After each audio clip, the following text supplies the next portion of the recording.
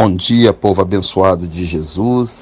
E agora, terminando o livro de 2 Samuel, Davi, ele começa a exaltar o nome do Senhor. É um salmo, é o Salmo 18 de Davi. E ele fala que Deus é o tudo dele, é a rocha, é o libertador, é o Deus em quem ele põe a sua confiança, é o Senhor que entrega a ele os inimigos. E essa é a característica de um homem segundo o coração de Deus. Ele nunca busca a glória para si, mas ele dá a glória para Deus.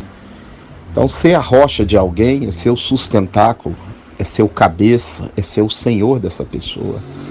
E Davi fala: o Senhor é minha rocha, ou seja, é o meu cabeça, é o meu sustentáculo, é o meu Senhor, é quem me dá a vitória. Ele reconhece Deus em tudo nesse salmo. É um salmo também messiânico que fala algumas das profecias sobre Jesus. E Davi exalta ali o nome de Deus.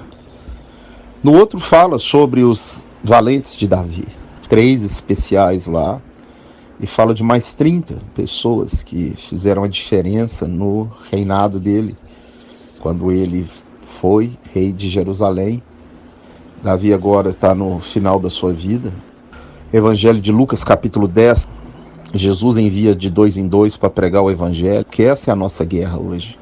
Eles voltam todos felizes falando: Senhor, até os demônios nos submetem por causa do teu nome. Ele disse: alegrai-vos, não porque os demônios vos submetem, mas porque o vosso nome está arrolado nos céus. É interessante a Bíblia relatar o nome desses valentes de Davi, e o nosso nome também. Se você é um valente do Senhor, se você é uma pessoa de oração, uma pessoa que não abre mão do reino de Deus, uma que persevera em ficar no caminho estreito, você também tem um nome arrolado no céu. E esses homens aí de Davi fez questão de colocar o nome deles arrolado na Bíblia, fizeram a diferença, foram valentes. E nós, durante a nossa peregrinação, nós temos que ser valentes para vencer os inimigos que se levantam contra nós, lembrando que nenhum desses inimigos hoje são de carne e sangue. Efésios capítulo 6, verso 12, diz que contra principados e potestades.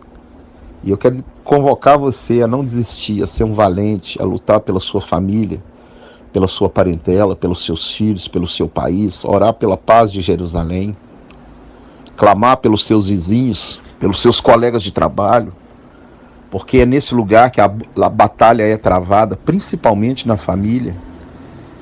E você tem que ser como um valente de Davi, não pode afinar diante dos inimigos, não pode esmorrecer, não pode ficar caído. Que nessa manhã o Senhor te dê um ânimo novo, renove dentro de você um espírito inabalável, e você persevere, tenha o seu nome também arrolado nos céus, como um valente do Senhor, de Jesus, aqui nessa terra. E termina fazendo outra bobagem que Davi fez. Repito, não é porque um homem ele é de Deus que ele não comete erro.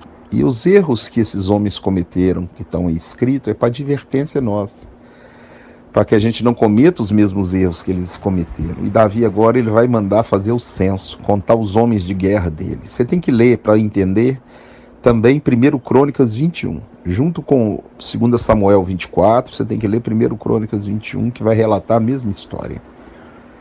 Aí está falando que Deus fez isso com Davi, mas lá está falando que Satanás incitou a Davi. Incitou porque já era o desejo do coração dele. E quando diz Deus é porque é com a permissão de Deus. Ninguém toca no ungido de Deus sem a permissão de Deus. O diabo, ele vai incitar Davi dentro da concupiscência, do desejo carnal dele. Então ele já era poderoso, tinha um monte de homem de guerra. E ele pede o general dele, vai lá e conta esses homens de guerra, eu quero saber o meu poder. O general mesmo já fala com ele: Davi, não faz isso, quem te dá a vitória é Deus. Mas ele insiste e faz. E quando ele insiste e faz, Deus envia o vidente, Gade. Você vai ler 1 Crônicas 21, de 9 a 11, e manda ele escolher 3 castigos. 3 castigos o Senhor propõe para você. E Davi, muito inteligente e muito temente a Deus, ele escolhe cair na mão de Deus. Ele falou: eu quero cair na mão de Deus. Eu não quero cair na mão dos meus inimigos. E Deus manda a praga sobre Israel. Quando as pessoas estão morrendo da praga, o coração de Deus move e ele manda parar a praga. Quando Davi olha, tem um anjo na eira de Araruna, o Jebuseu. Você conhecer a geografia de Jerusalém. A ilha de Araúna, Jebuseu, é onde está hoje o que sobrou do templo, onde eles construíram uma mesquita para profanar esse lugar. Esse monte do templo, ou essa planície, ou essa eira, Davi vai comprar por uma grande soma de dinheiro. O Araúna vai querer dar para ele. Ele fala, não, eu não vou dar ao Senhor algo que não me custe. E ele compra aquele lugar, edifica ali um altar ao Senhor, sacrifica ali o anjo do Senhor, que estava com a espada desembainhada, guarda a espada e sobe no meio daquele sacrifício, e praga cessa. E Davi volta a estar bem com Deus, depois de ter cometido mais esse erro. Você lê 1 Crônicas 22 agora, Davi vai querer construir uma casa para o Senhor, e Deus fala que não. Ele é um homem de guerra, mas o filho dele, o descendente dele, vai construir. Salomão constrói o templo ali naquele lugar. Até hoje, para os judeus, é o único lugar de adoração, é o que sobrou daquele templo. Todo judeu, ele ora virado para lá, naquele lugar, com as mãos lá naquele muro, clamando a Deus. Nós sabemos que o templo do Senhor somos nós, e o sacrifício que Deus quer é um coração quebrantado. O sacrifício que Deus quer é você. Leia Romanos 12, 1 e 2. Então é uma história bonita, que termina de uma forma bonita. Termina com Davi comprando o lugar onde vai ser edificado a casa do Senhor. E Jesus também comprou o lugar onde vai ser edificado a casa de Deus. A casa de Deus somos nós, e nós fomos comprados. Olha só, e por um alto preço, não foi como Davi pagou ouro. Você vai ler 1 Pedro 1,18, o preço pago pela sua vida, para comprar esse santuário que é você.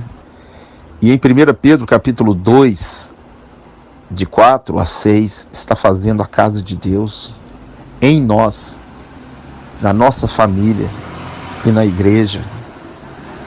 Essa casa é construída de pedras vivas. Assim como Davi comprou, Jesus também comprou.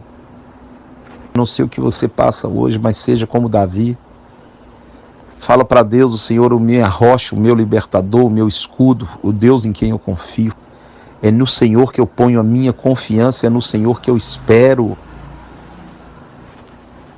Tem o seu nome escrito nos céus como um valente do Senhor. Creia que brevemente aquele que prometeu vai voltar. E nós habitaremos com o Senhor para sempre. Fique com Deus, tenha um dia abençoado em nome de Jesus.